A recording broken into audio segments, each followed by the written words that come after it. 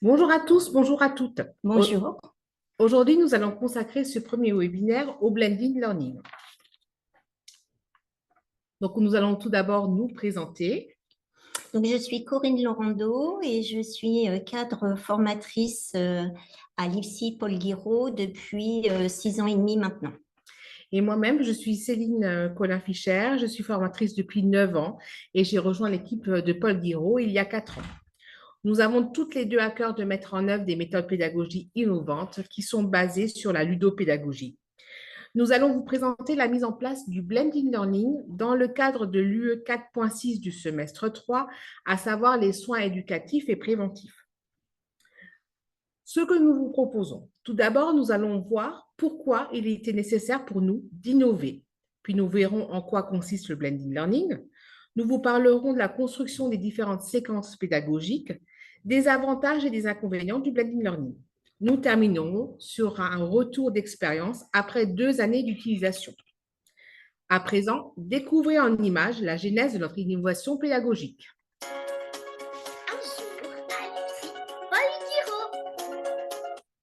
Oh là là, c'est dur d'être formatrice. Ils sont toujours sur le téléphone, ils sont pas motivés, ils sont pas là, là, là, là, là, là, là, là. Mais Céline, pourquoi tu es dans cet état? Oh, les étudiants, ils n'aiment pas l'éducation thérapeutique, je sais plus quoi faire. Attends, j'ai une idée à te proposer. Serais-tu d'accord pour construire du blended learning? Le blended learning? Mais c'est quoi ça? Allez, viens, Céline, je vais te raconter.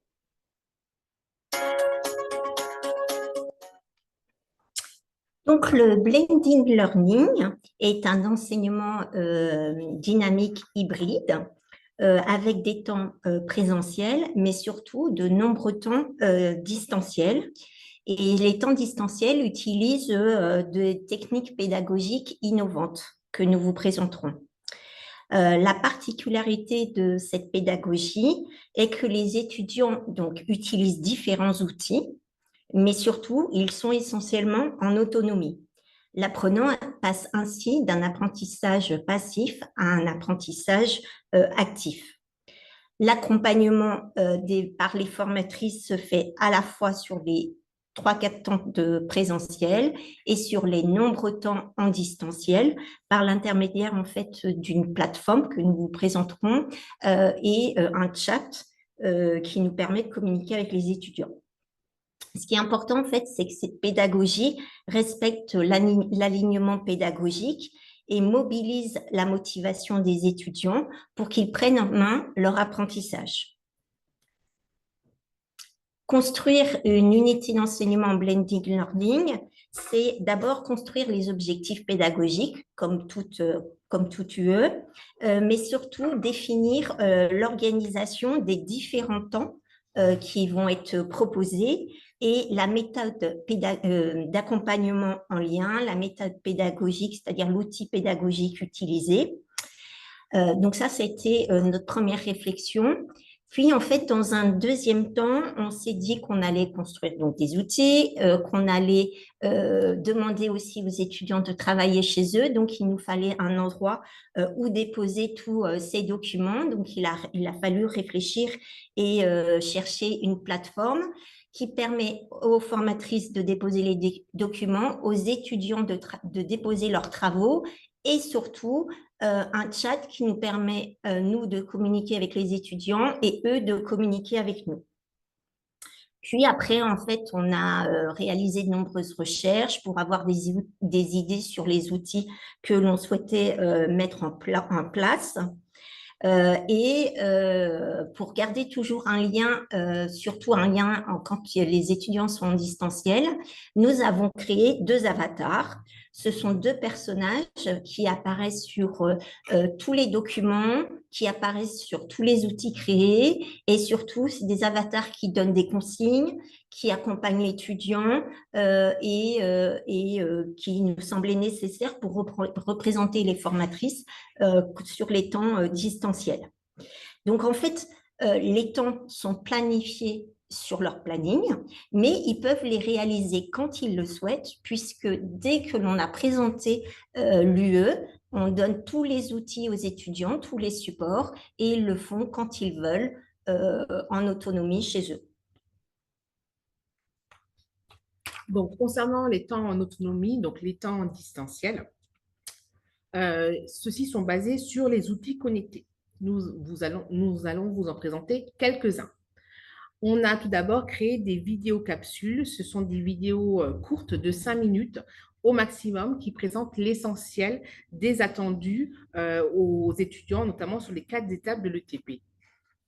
Ensuite, les flashcards qui permettent de réviser n'importe où, n'importe quand. Il suffit aux étudiants d'avoir un téléphone connecté, un escape game en ligne qu'on a fait évoluer cette année en réalité virtuelle et des séquences de TP simulées, puisque les étudiants n'arrivaient pas à s'imaginer ce qu'était une séance d'éducation thérapeutique. Donc, on a créé des séquences simulées par des infirmières qui sont inscrites dans le programme de TP. On va découvrir ça en images tout de suite.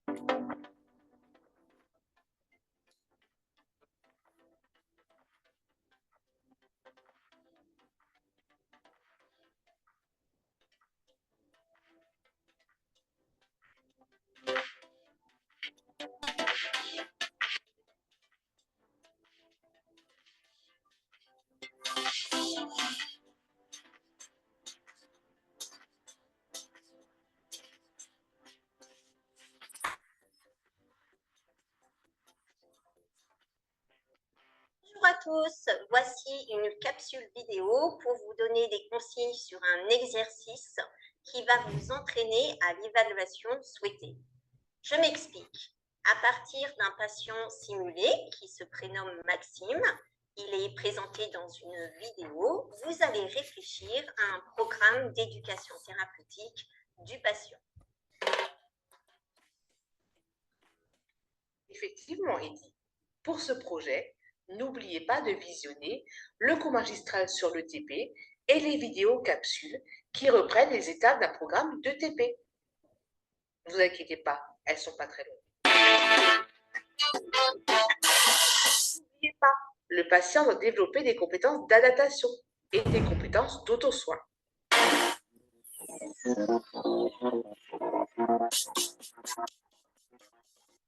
Non, Kate, vous n'avez pas fini. Vous proposerez ensuite une séance d'éducation thérapeutique en lien avec un des objectifs éducatifs présentés. À vous de choisir. Et vous détaillerez cette séance et les outils que vous utiliserez.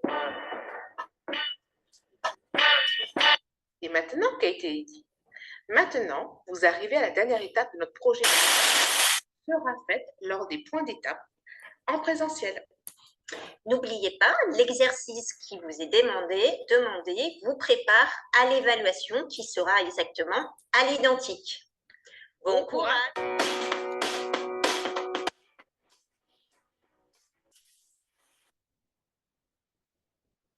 Bonjour à vous. Dans cette vidéo capsule, je vais vous apprendre à construire un DEP. Une fois le diagnostic éducatif partagé établi, vous allez pouvoir construire par la suite vos objectifs éducatifs. Donc, la construction des objectifs éducatifs est abordée dans une deuxième vidéo capsule. Maintenant que vous savez construire un diagnostic éducatif partagé, à vous de jouer pour construire le DEP de Maxime, le patient qui a la mucoviscidose que vous devez travailler.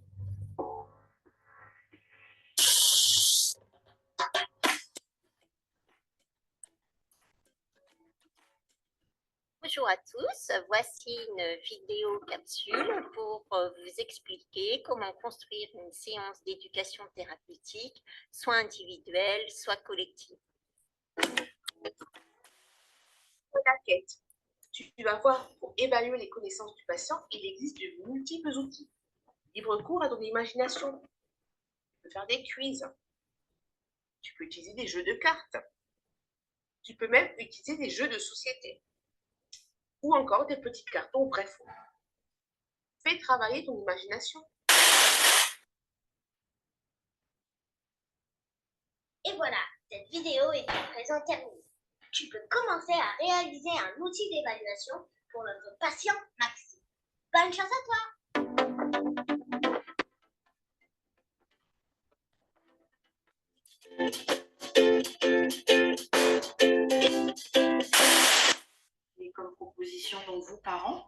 vous allez mettre Gaspard à l'ombre. Finalement, vous décidez aussi que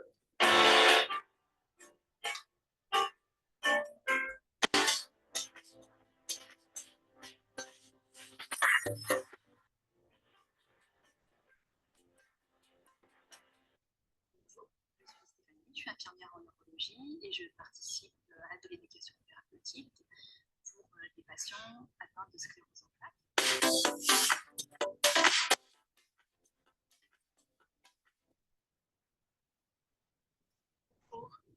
Je m'appelle Marie, je suis infirmière et je travaille en neurologie. Aujourd'hui, je vais vous raconter l'histoire d'un patient que je suis depuis quelques années.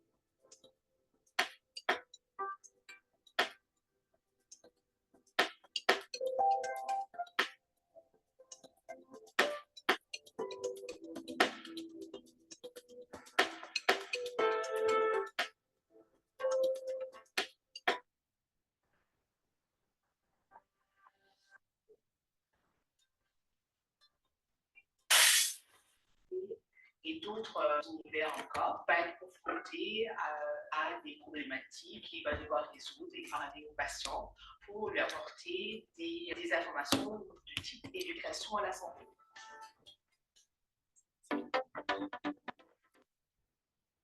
Donc maintenant qu'on vous a présenté les outils qu'on a utilisés, certains outils que nous avons utilisés sur les temps de distanciel, à présent abordons les temps de présentiel. Donc comme pour tout UE, comme l'a dit Madame Laurando tout à l'heure, il est important de définir les objectifs précis de ces temps en présentiel parce qu'on a voulu les réduire au maximum. Donc nous avons eu seulement 10 heures de présentiel réparties en 5 temps forts. Tout d'abord, la présentation de l'UE et de la plateforme que nous avons choisie, sur laquelle nous avons déposé l'ensemble des outils connectés. À cette occasion, les étudiants ont pu découvrir l'organisation de l'UE, la plateforme et les outils connectés. Nous avons également réalisé un document reprenant l'organisation de l'UE qui leur a été donné, leur permettant ainsi de mieux s'organiser, de rappeler les dates des échéances des travaux à rendre, puisque les travaux, comme vous l'a dit Mme Laurando, étaient à rendre sur la plateforme. L'UE a été présentée en début de semestre. Ainsi, les étudiants ont eu accès immédiatement à la plateforme et ont pu gérer en toute autonomie leurs travaux, le temps qu'ils avaient choisi pour les réaliser.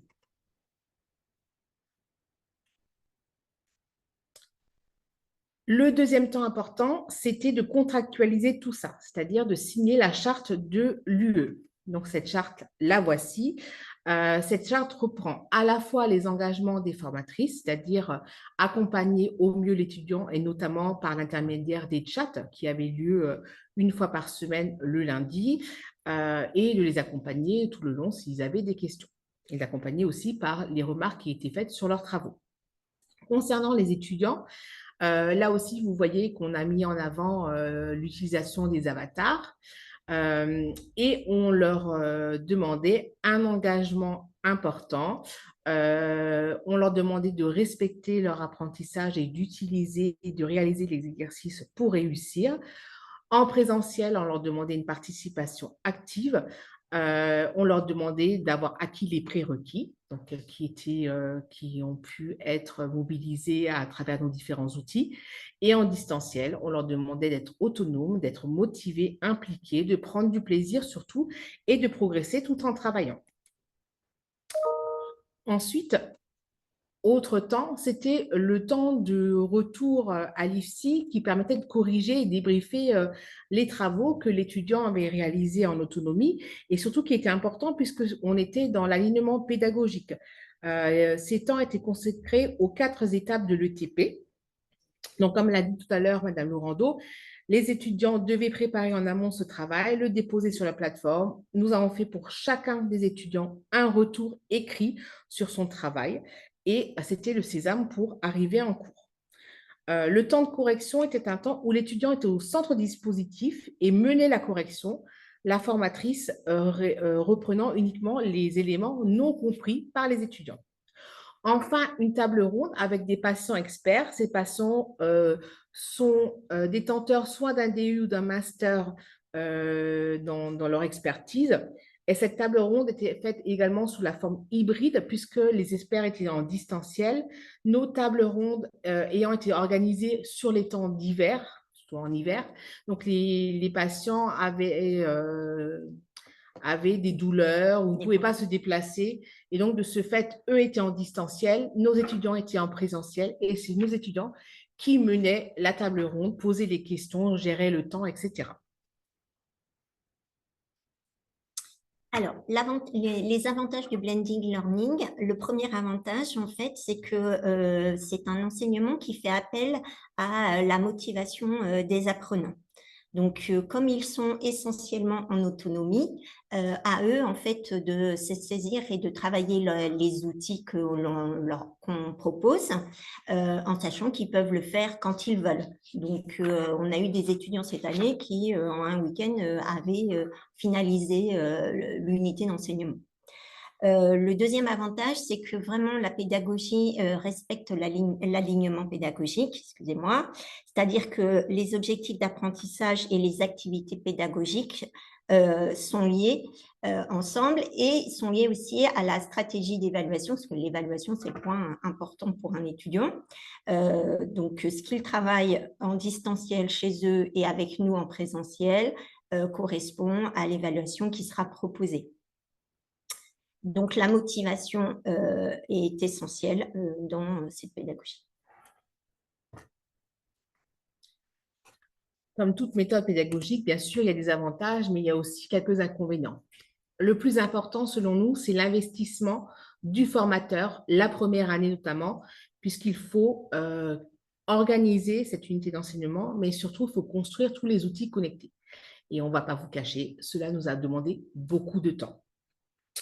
Notre surprise était aussi en lien avec l'accessibilité numérique des étudiants. Ils n'ont pas tous et toutes un ordinateur.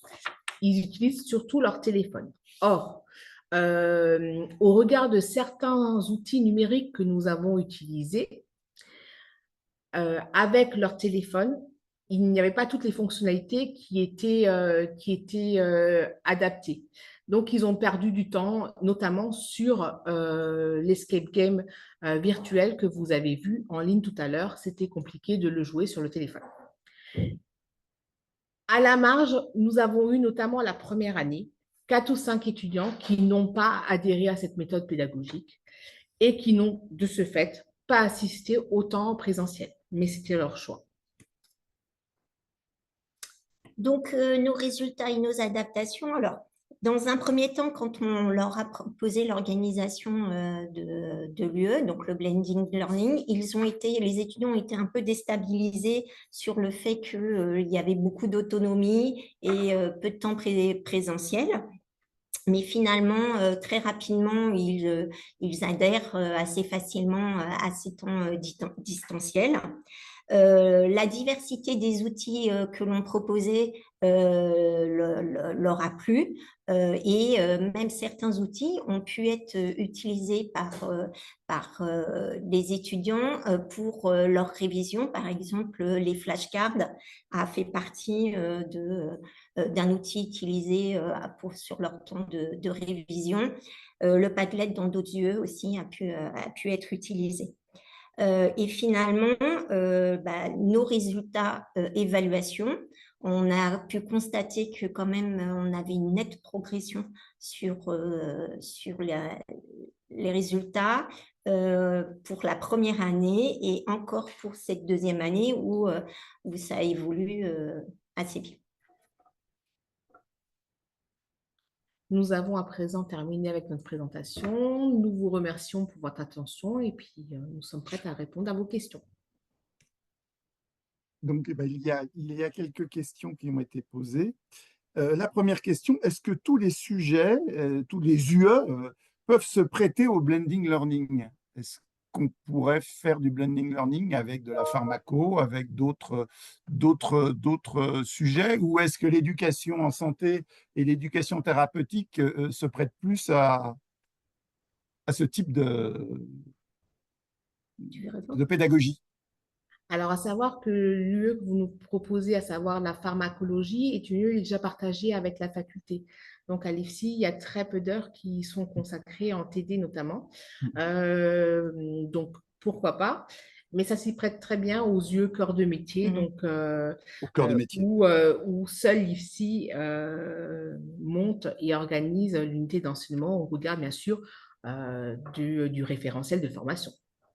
Bien sûr, très bien. Donc, plutôt les yeux de cœur de métier. Très bien.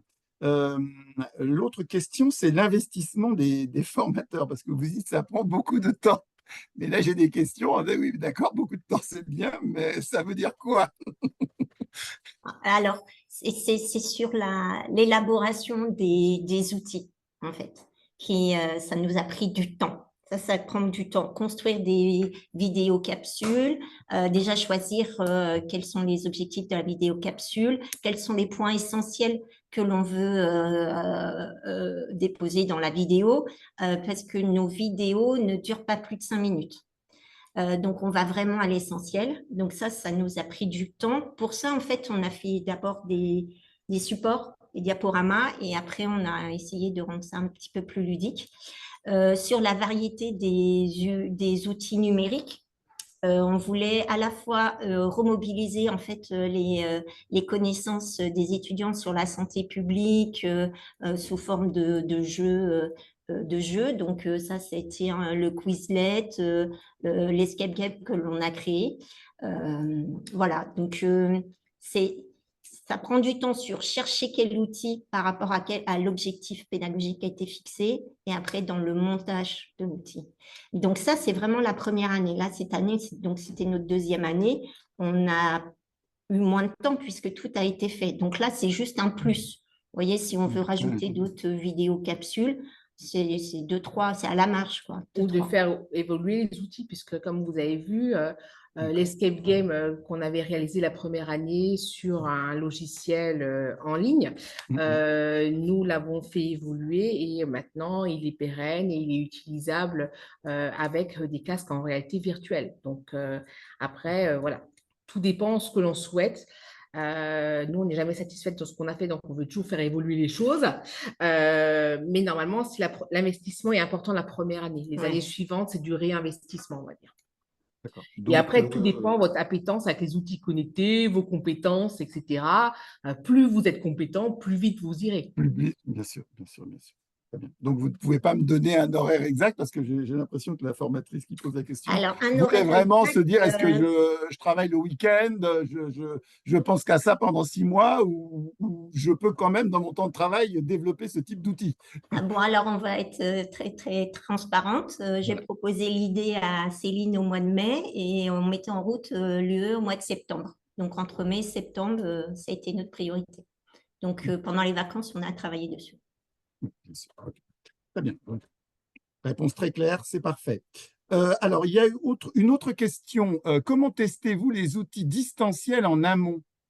Vous avez une banque d'enseignants qui vont tester. Comment vous faites? Non, pas du tout. En fait, nous, pareil, transparentes, nous sommes mamans toutes les deux. Donc, ce sont nos enfants qui ont été testeurs des outils proposés.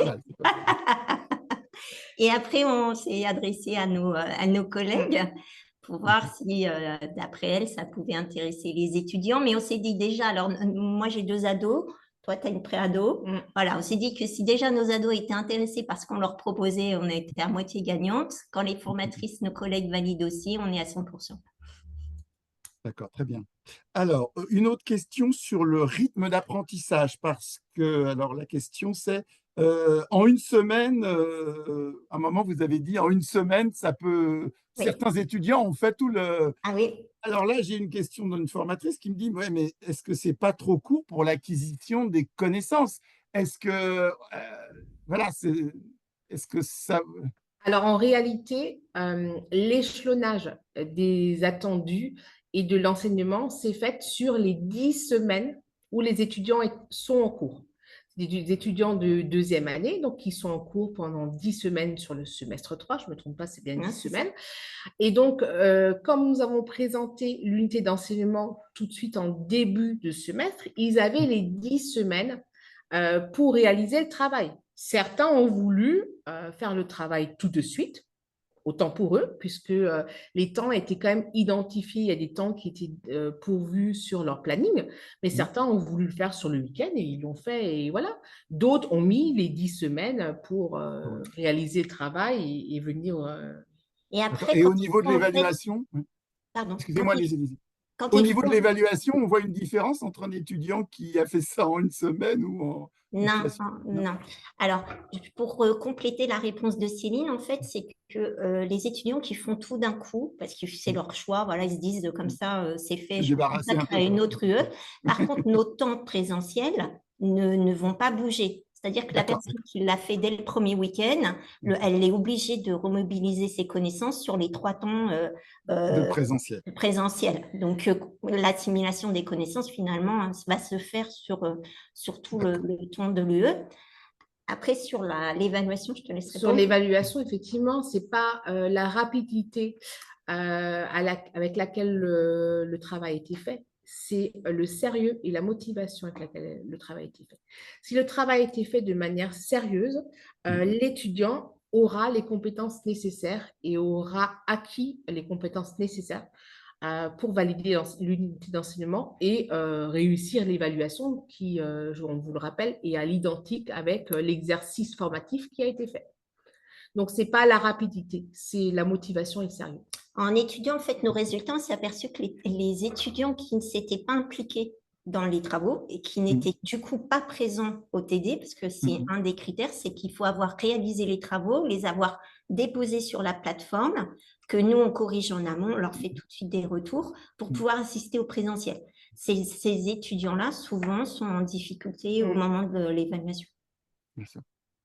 Et, bien sûr. Mais nous sommes transparentes avec les étudiants. Comme nous avons déjà eu un recul d'une année, on leur dit les expériences de leurs camarades et on leur dit que c'est leur choix, mais qu'effectivement, ceux qui ne se sont pas impliqués dans la séquence pédagogique, généralement ne réussissent pas, mais après, ça reste leur choix. Le taux d'échec, vous l'avez donné, le taux d'échec. Oui, bien sûr. Le taux d'échec, vous l'avez donné, je crois, dans votre… il était très bas. Très bas. Il est très bas. Hein. L'ordre de 5%. Ouais.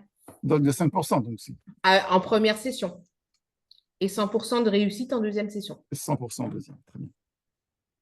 J'ai une autre petite question sur comment s'insère la recherche documentaire dans toute cette mise en place du blending learning. Ils vont au centre de doc, ils vont chercher des documents par eux-mêmes. Comment est-ce que vous les libres? Est-ce qu'ils sont guidés? Comment ça se passe? Là aussi, ils sont guidés parce que vous avez vu en tout début, lorsqu'on a présenté les outils connectés, il y avait le Padlet. Oui. Et le Padlet est un endroit où nous avons mis les choses essentielles à retenir, les articles intéressants, etc. Mais après, bien sûr, libre à l'étudiant d'aller faire des recherches complémentaires s'il le juge nécessaire. Mais nous avons fait déjà des petites sélections auparavant. D'accord. Vous avez un centre de doc sur Paul Guiraud? Nous avons un centre de documentation, mais nous avons surtout utilisé, comme le Padlet est un outil connecté, nous avons surtout utilisé des documentations en ligne.